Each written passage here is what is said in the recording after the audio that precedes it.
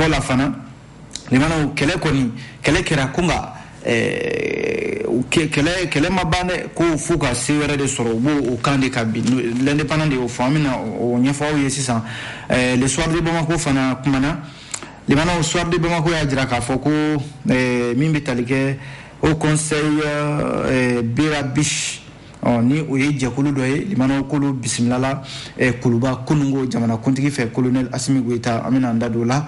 min yoro mimbe no kama ko tamalat jarla ka foko bamanci jekulu yere dama bi nyona yeno krengerne la jekulu minumbe no marfatu ye no ni gouvernement be fangale fe no ye MSA ani gacha ani AGS kulu karla nyona limana kera kele bade tamalat o fanvela la soir de Bamako yo fo ami soroka kunje ni minye oye les échos ya dira ka foko jamana marachogo no gouvernance limana yoro démocratie ambe o de konna labi sambi saba kofe ajala ka fo démocratie kon kele do les échos de kemega ngali ka kola ko elma démocratie ko walma ani morba yasa don limana ko no bede kelenyo wa o de ngali yere amina ndadu la sisa wana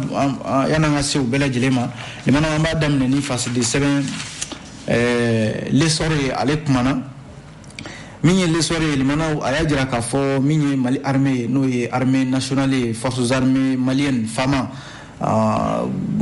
bamanci jekulu groupe terroriste limana nunka jekulu bisega kele chogo Mali armée de be kulika jola o barala bi o mana ke fan Mali jamana konnala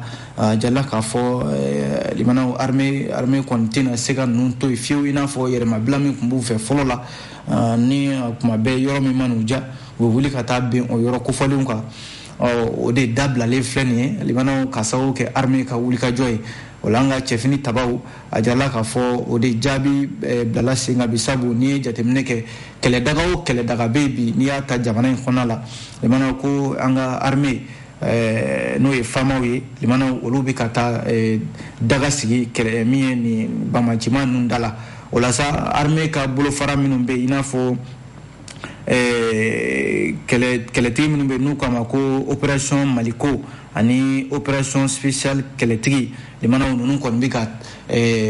furabo mi bamachima uluka woronyama ajala ka fo jugu fefe be ko bika anyini ka Mali jamana kelebi chere la kutika seso sabu opération Maliko ani opération keletigi limana uluka lenga ko fo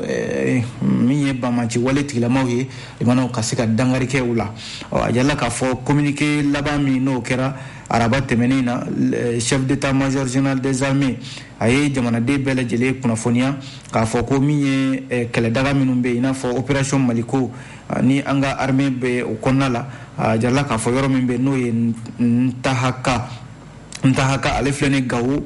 gosi kerefala jalla ka fo yoro ina ko minye mugu do de be mugu belebele imana na chira dagu manga ka buwa cheni fanga ka bu kosebe ko ode chira yoro mimbe newe ntahakai aflene gawo ani gosi che limana na kera sobi anga armée fama maskalotle wulun fla samba flani mwa ani flaina limana ko ay toro lase uma nga ni jatemne ke fana minye jamana chamanche bulun nuye ka se segu fan veloma limana fo na se moti yoroma jarla ka fo minye Mali armée yoro mimbe no e forede wagadugu e terroriste ka do tude o yoro ko fole nuye jarla ka fo minye armée u ka kere bolo minumbe ko lu fana bika ni makku fole nu chama de gen limana fo ta tegeda uka sabu minye ajala ka fo kolomba do be kolomba mini ukama ko Sheikh Ahmed aleka kolomba limana ko minye armée utara uye maduru nyogona no e terroriste uye olu kungele no ko kolomba intige mawuta jita o yoro ko folina armée seraga kolon boshi ba manjiba nuna ka disi dala mawma chef d'état-major général des armées aleka fola wafana ko o forede wagadu kelin kono mi wale jugu tilama matan shegi nyogona uye tegeke olula ani terroriste maduru wero uye olu faga aka 47 no marfay uyo mine ani bamana marfa do fogata se anti char uyo do fana mine ani mugu minnu bɛ don dugumakolo jukɔrɔ ni i bɛ taa bala la n'u k'a ma engin explosif improvisé limana ko u y'o o tiɲɛ o mana bɔ yen nɔ min ye ɲɔnɔ mara ye lesɔrɔ ka fɔ la ko ɲɔnɔ mara la a jala k'a fɔ u ye donso dɔw minɛ donso minnu ni olu kɛmɛ ka marifa bila u yɛrɛ bolokɔrɔ limanaw ka u yɛrɛ kɛ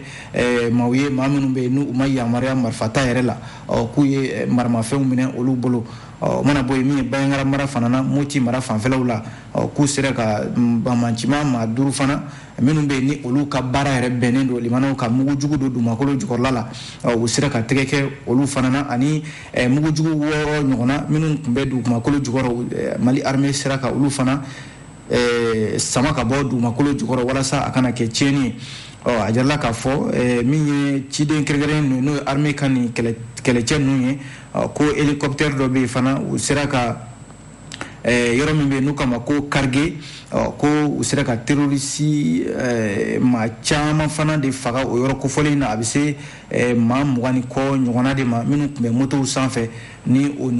a na kɛ u yɛrɛ tun bɛ kɛlɛbolo de la o yɔrɔ kofɔlen na ye lesɔrɔ ka fɔ la halisa limanaw halisa armée ka kɛlɛ dagaw la a jala k'a fɔ Bankas mara fana na ko maramafɛn 66 pistolet 10 AK-47 o 6 u sera k'o minɛ Bankas ale mara la bamancimaw bolo o mana bɔ yen nɔ ka taa se fana min ye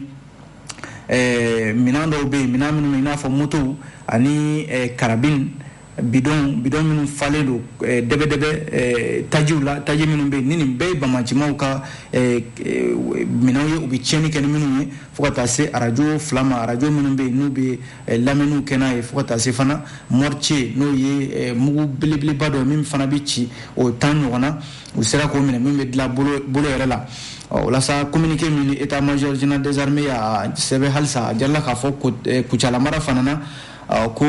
armée ka bolofara min bɛ yen limanaw Bura ani Mahu fanfɛlaw la ko gendarmew ye maa dɔ minɛ siganama dɔ fana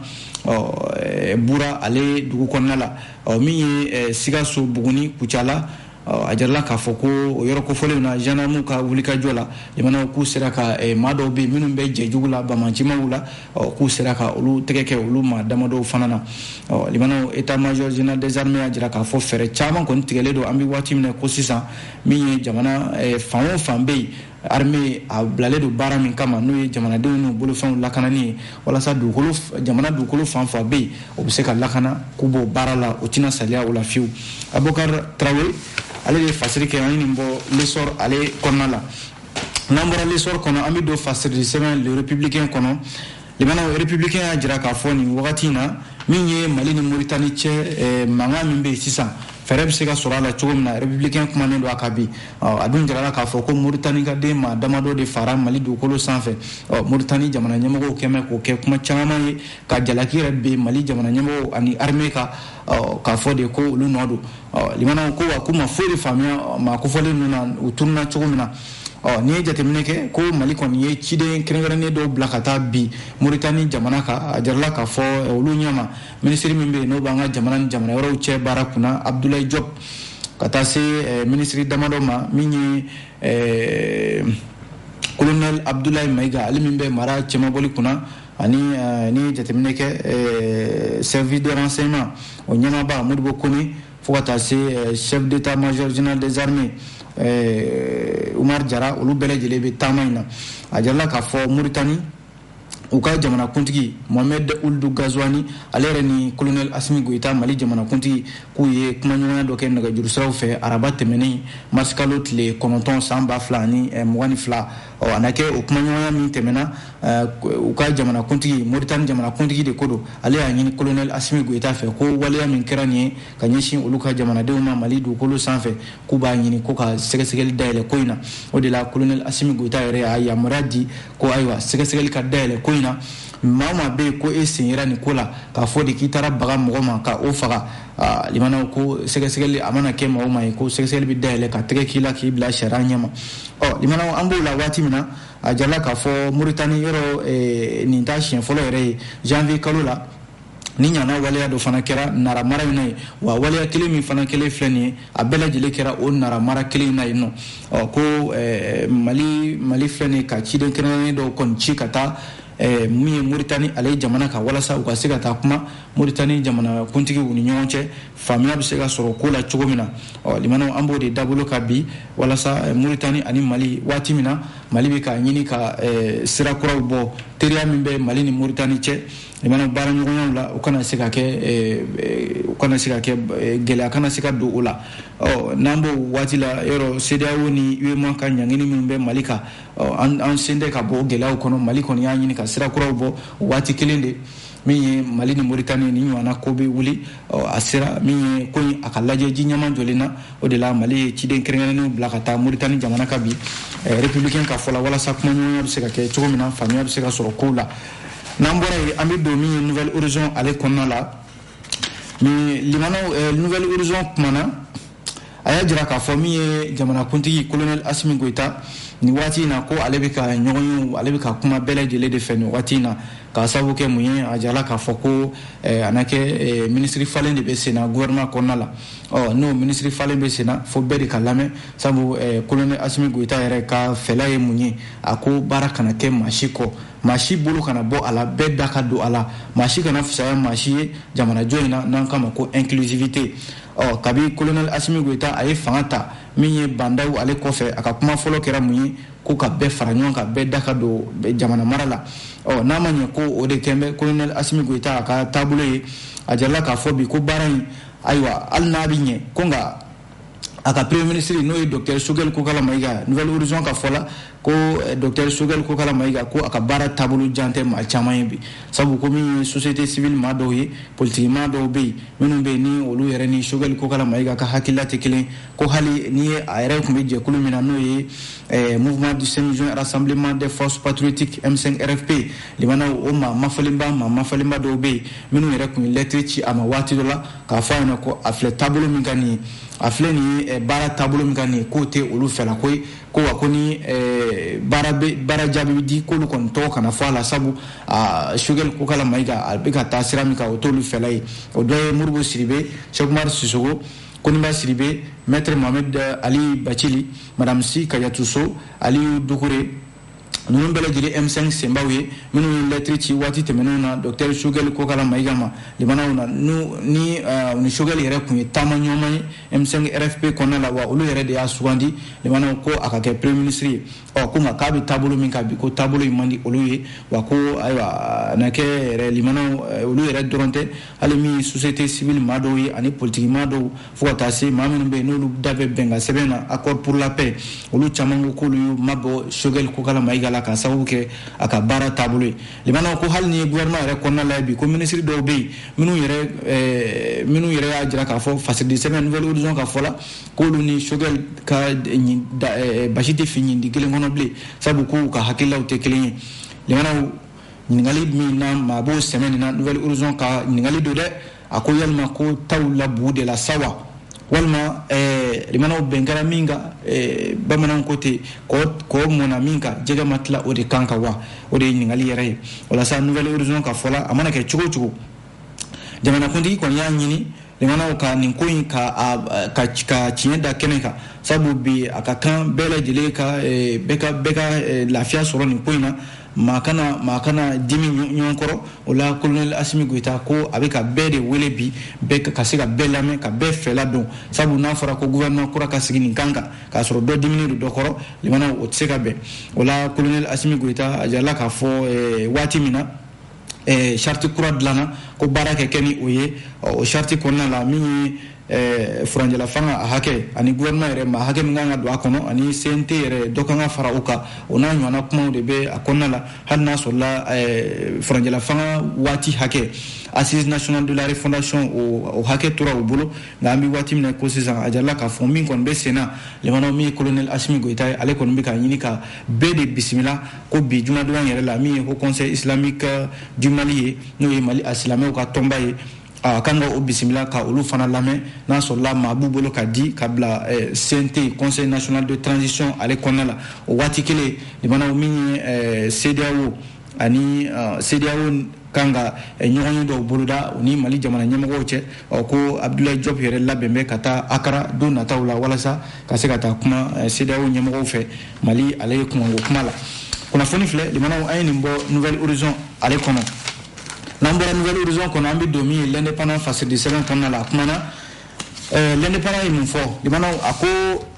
min bɛ tali kɛ maître Baber Gano Musa Tembine ninnu maa damadɔ k'olu de kɛmɛ ka ngwara da min ye RPM ɲɛmaaba la n'o ye docteur Bokari Tireta ye limanaw Bokari Tireta ale de ye RPM ɲɛmaaba ye bi ko o kun y'a ka koɲɛ yɛrɛ ta ka taa n'a ye sariya ɲɛkɔrɔ ko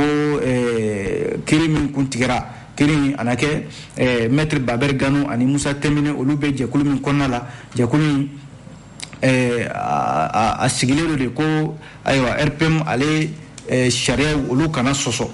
walasa a jala k'a fɔ janvier kalo tile 11 tɛmɛnen san 2022 min ye RPM ɲɛmaaba n'o ye Gisedala ka tɔn ye ko u taara n'a ye sariya ɲɛkɔrɔ k'a fɔ ko ayiwa k'u ye jaabi min ta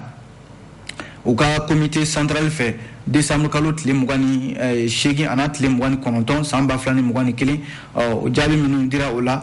collectif pour la défense des statuts et règlements intérieurs du RPM n'o de bɛ o ɲɛmaya bɛ Baber Gano ani Musa Tembine ninnu bolo olu y'a jira k'a fɔ k'olu tɛ jɛni o jaabi ye ko wa ko in u bɛ taa n'a ye sariya ɲɛkɔrɔ ko in u y'a sama ka taa n'a ye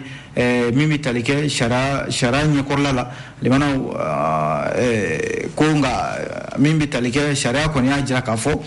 ayiwa ko min fɔra Baber Gano ani Musa Tembine ninnu fɛ ko sariya tɛ sɛbɛn lakodɔn wa ko sariya ye sɛbɛn a y'a bila kɛrɛfɛ ko sabu ko kuma t'a kɔnɔ kuma minnu bɛ yen n'a bɛ kala kan limanaw n'o kuma fɔra ko jo kɔni dira min ye Bokari Tireta ma o kiiri o tigɛlen nka kunungo a jala k'a fɔ min ye maître Baber Gano ninnu ani Musa Tembine ninnu ka jɛkulu olu ye kunnafonidilaw wele ka ɲɛfɔli kɛ l'indépendant ka ɲɛfɔli don limanaw ko ayiwa ko kiiri min kɔni tigɛra ayiwa k'olu ma jɛni kiiri ye ko wa ko kiiri bɛ kiiri sanfɛ sariya bɛ sariya sanfɛ olu n'u ta limanaw ka taa n'a ye min ye cour d'appel ale la sabu min ye collectif min filɛ nin ye ni Musa Tembine ani Baber Gano ninnu b'a kɔnɔna la u ko olu tɛna u kɔgɔ da sariya kɔgɔ la dɛ ko nka ko sariya bɛ sariya sanfɛ n'a ma ɲɛ ko sariya ye min tigɛ olu fana u ma jɛni sariya ye o fana y'u ka jo ye k'u bɛ ko in ta u bɛ taa n'a ye cour d'appel la sabu cour d'appel ale bɛ min ye kiiri so misɛnnin minnu bɛ yen n'o b'an ka sigidaw la a bɛ olu sanfɛ u ka sɔrɔ k'u bɛ taa n'a ye cour d'appel la walasa u fana ka se ka se sɔrɔ limanaw an kɔni b'o de bolo ka bi o la Musa Tembine yɛrɛ y'i kanto a ko kɛlɛ kɔni dɔ daminɛna a bɛ se ka kɛ kɛlɛ fan dɔ bɛ yen u ma se sɔrɔ o la ko nka ko nin y'a daminɛni de a tɛna ban ko inshallah wa ko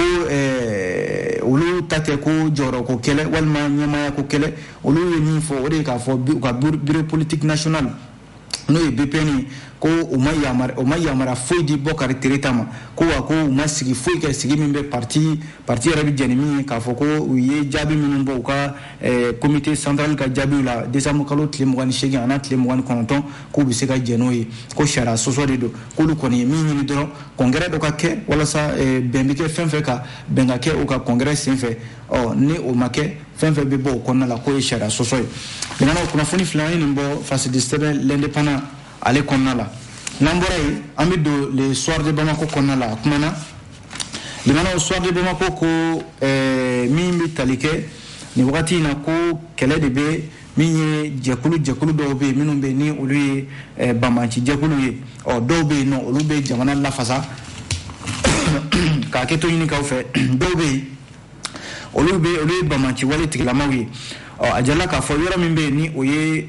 Tamala ale fanfɛlaw ye ko nin yɔrɔ in ko kɛlɛdagaba de bɛ nin yɔrɔ in na yen nɔ sabu a jala k'a fɔ État islamique au Grand Sahara ani coalition MSA Gatia k'olu de karila ɲɔgɔn na a kɛra heure caman de kɛlɛ ye ko nka u sera ka se sɔrɔ jogo kan sabu Gatia olu Gatia MSA olu de bɛ ka jamana lafasa bi a jala k'a fɔ État islamique au Grand Sahara ani Jenim olu de ye jɛkulu minnu bɛ yen n'u bɛ fɛ ka nin yɔrɔ kofɔlen u bɛ fɛ k'an daraki jagoya k'u sigi a yɔrɔw la yen a na kɛ yɔrɔ n'i ye nin yɔrɔ kofɔlen la fasiri ka fɔ la soir de Bamako ko kuma bɛɛ i b'a sɔrɔ banbanci wale tigilamaw yɛrɛ dama de bɛ ti ɲɔgɔn na o waati kelen Mali armée fana b'a ka wulikajɔ la walasa ka se ka a yɔrɔ kofɔlen ninnu lakana nga limana ni jugu fla kelela yoro mami be nale sigilero kula ale tanake yele bibi na ko minyi bamachima wera damai ukon be ka karnyona minyi yoro ko fole nu kama ko tamala ajala ka fo gacha MSA ale ni AIGS no État islamique au Grand Sahara olu ko nga kele limana ko agwana odongo kosebe sabu ko ma chamambe minuni olu fara akosa tigela ko wa gacha anake ale rese soro AIGS ale mauka so de banko ka ni folla hal sa ale so de banko kilin kono limana wala sa jamana konti colonel Assimi Goïta ka ademe aka hakilawla ajalla ka fo ni je kulu do nu kama ko au conseil Berabish au conseil Berabish kulu ubora tawdeni de olu bismillah jamana konti ki fe kunu kuluba fama daga yorola ni jatimine ke ni délégation belebele bani ukoku nana kube colonel Assimi Goïta ale ka blala ko wa kuba deme o kanye folla kulu nana kana jamana konti ka kuma nyoya communauté Berabish ukanyema ba limana ukanye folila uko obe mi fobi o ka fo malibe geleami konnala akakan jamana de belejele ka ika deme takanyeshin jamana nyemogoma jeren konnala mi colonel Assimi Goïta are hakilla chamandi ani kundina chama ayo di au conseil Berabish mauma ka jira ka fo mali joli mimbe sena sisan limana akakan mashika na toko wala sa ajala ka fo Mohamed Tahar Ould El Haji ale de ukanyema baye ako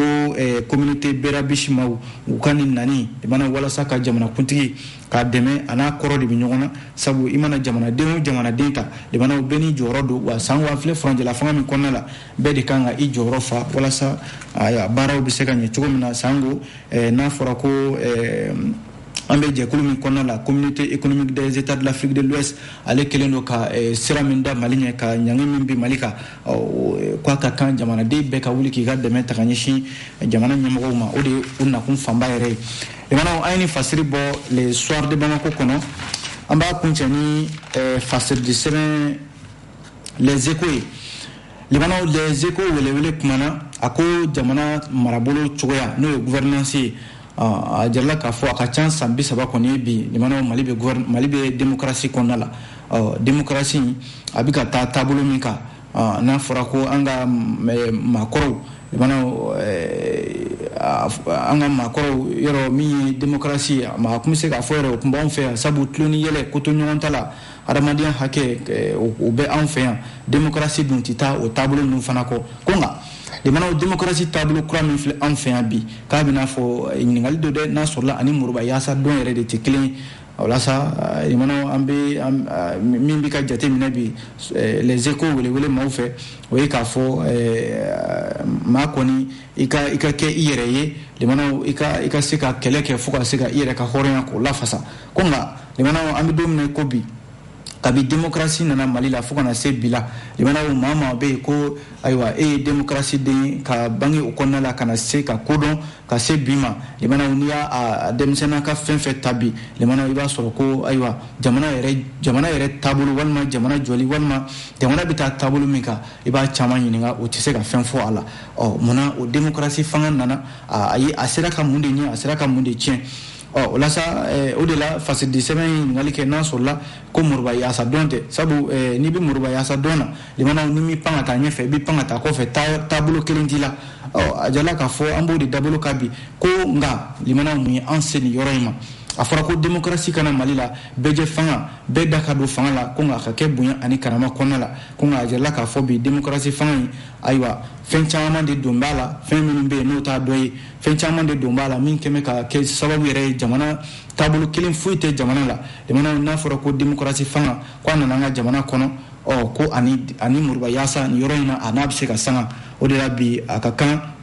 minnu be ne démocratie keleke kana démocratie u ka nyefo jamana dewi kunjumena unana nayi anana kunjumena abilla ini jumen nofe wala sa jamana yɛrɛ bɛ se ka yɛrɛ sɔrɔ cogo min na n'o tɛ bi sifina ka caman bɛ yen jamana n'i y'o sigi k'a fɔ ko ka mali taabolo f'i ɲɛna walima k'a fɔ ko jamana kan ka taa taabolo min kan jamana kuma tɛ sɔrɔ a da k'o f'i ɲɛna an b'o de dabolo ka bi yɔrɔ o tɛ a ma dabɔ o kama Bakari Sangari ale de fasiri kɛ an nin bɔ les échos wele kɔnɔ lemana a bɛ dansigi kɛ kunnafoni gafew la an sera ka min lakale aw ye ka bɛn ni waati ninnu ye o kuma an b'aw fo ka wale ɲuman dɔn ni Ala sɔnna dɔgɔkun wɛrɛ an bɛ ɲɔgɔn sɔrɔ yan nɔ a kana ɲinɛ su in na nɛgɛ kanɲɛ 20 waatiw la an bɛ ɲɔgɔn sɔrɔ an ka jɛmukan jama kodi ale kɛnɛ kan o kuma yanni o cɛ an b'a fɔ an ɲɛna Ala ka diɲɛ waati wɛrɛ yira an na